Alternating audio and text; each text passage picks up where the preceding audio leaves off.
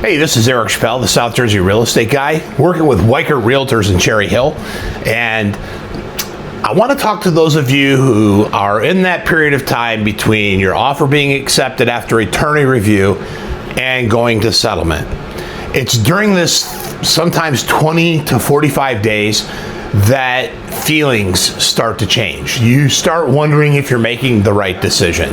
And it's absolutely normal to feel anxious or to feel like you possibly made a bad decision.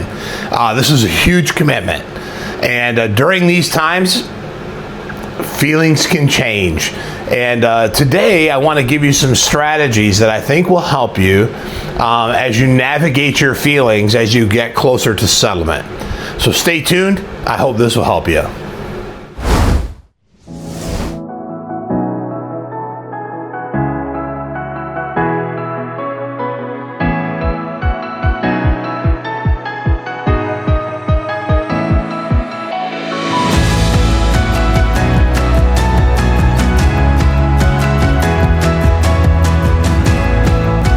It's natural to feel a little bit anxious, overwhelmed, maybe having some doubt about your decision.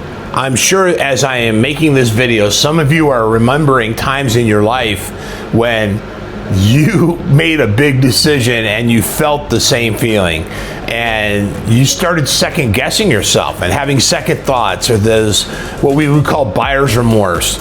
And I'd be curious to know is what you did to overcome it and how you were able to deal with your feelings during that time. I can remember one time my wife and I, we have purchased several homes in our married life, but there was one time in particular where we were purchasing a townhouse, and honestly, I was freaking out. I was thinking, why are we doing this? We're paying way too much. And I wanted to walk out of the deal. I wanted to back away. And my wife said to me, stop being a wussy. We're buying the house. Now, I had never had a problem prior to this, but this particular one at this time in our lives, I just felt very uneasy. We ended up buying the property and we had it for several years, and then we turned and sold it and made a good profit on the property. And I was grateful that my wife kicked me in the butt and made me buy that house. But I'm making this video because we don't all have Dianes in our lives that kick us in the butt, that reassure us that our decisions are okay.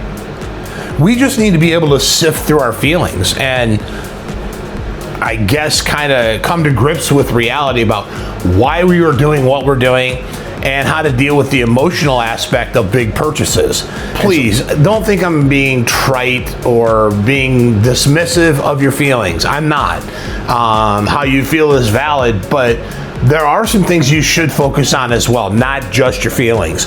So first thing I want to tell you is this: slow down. I have found that when you get anxious and excited and nervous, you tend to accelerate your decision-making process. In other words, as things get more stressful, we get like this feeling of, I gotta make quick decisions, I gotta do it now, I gotta have an answer, I gotta have an answer, and we start panicking and we rush decisions. It's during that time that you need to just slow down. I had a friend tell me one time, Eric, when it comes to major decisions in your life, don't make decisions when the water's muddy. He said, give it time and things will begin to settle back down and you'll see things clearly. Just slow down. Don't make quick decisions. The next thing I want to say to you is, after you've slowed down, write it down. You said, what? Write it down. Write down the way you felt about the property that you were going to buy when you first made the decision to purchase it. Write down all the pros, write down all the cons. Why did you make that decision in the first place? A lot of times we tend to reflect backwards and we only remember the negative things. There are some people that are optimists, don't get me wrong, and they can look backward and all they see are positive. They don't remember any of the negatives that happened in their life. I wish I was that guy. I'm not. I can remember the negatives, but when it comes to like a home purchase, sometimes we get so caught up in the emotion of buying a house and the feelings of buying a house that we tend to forget why we're buying the house and why this home, why this yard, why these things in this house made you go forward in making an offer on the home. That is important to remember, and that's why I'm saying to you, you should write those things down. Now, we've slowed down, we've wrote it down. I want you to talk it out. I have found that there have been times in my life when I was making a big decision, I just needed someone to talk to. I felt like I was isolated or alone.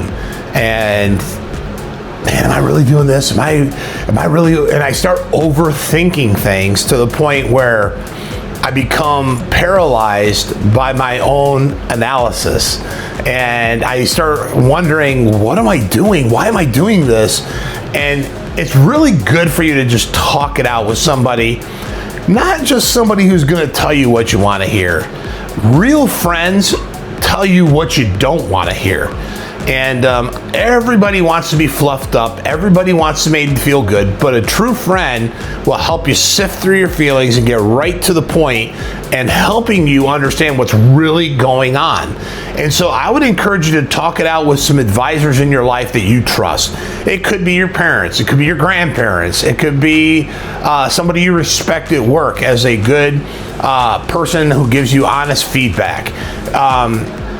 I don't always go to my friends because my friends, they're probably crazier than I am. But there are a few times I have talked to my friends about some big decisions, but very rarely. If you don't have a cabinet of counselors to help you make decisions, you need to get one. And you need someone that you can talk it out to. Another thing you can do after you've done these three things is you can walk it out. You say, well, what? Walk it out? What are you talking about? I'm talking about this.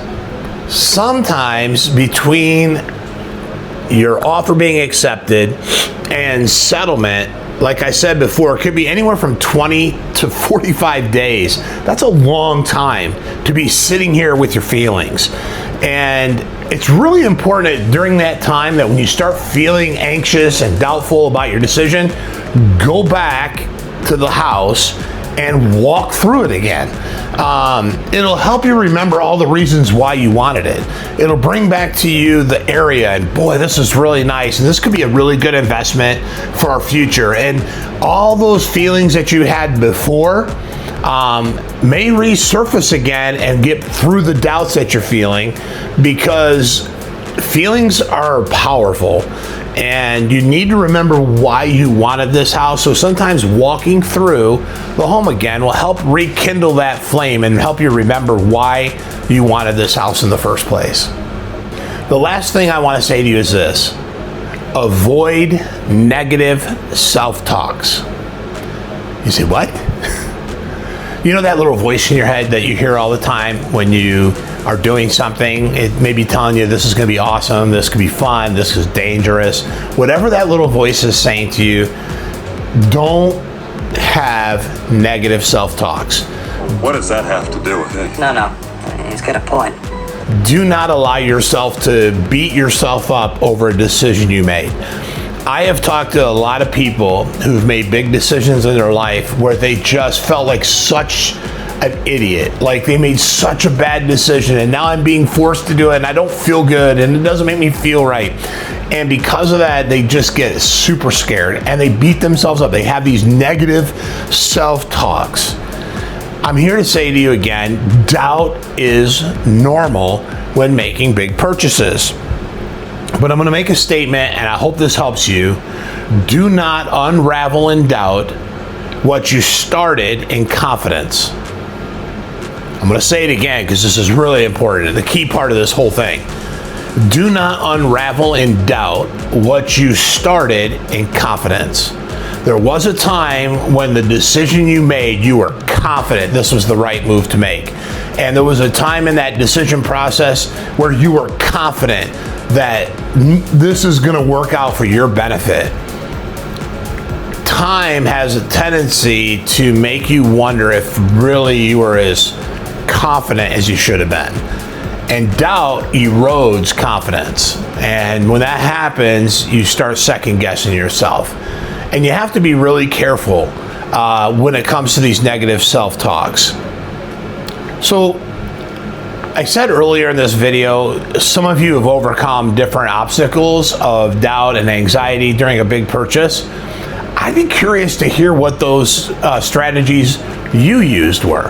I'd like to know what you think. If you'd be so kind, in the comments below, maybe give a brief description of what you bought and how you overcame that doubt in your life. Maybe you used one of these things that I talked about. I don't know what you did, but I am curious to know. I'm still trying to learn myself. I don't know everything. I just know some things. But you as my listener, if you have strategies you've used, I'd love to hear it. Please put it in the comments below. If this video has helped you, I hope you hit that like button. And maybe you have some friends who are, considering buying a home, or maybe in the same position that we're in, and they're coming to you for advice. My light keeps going off, technical difficulty. But maybe you can share this with them and be a good asset to them as a friend. If you're not a subscriber, man, I could use the subscribers. It would really help me in my journey here. But please subscribe. So like this video, share it, subscribe, and we'll talk again soon.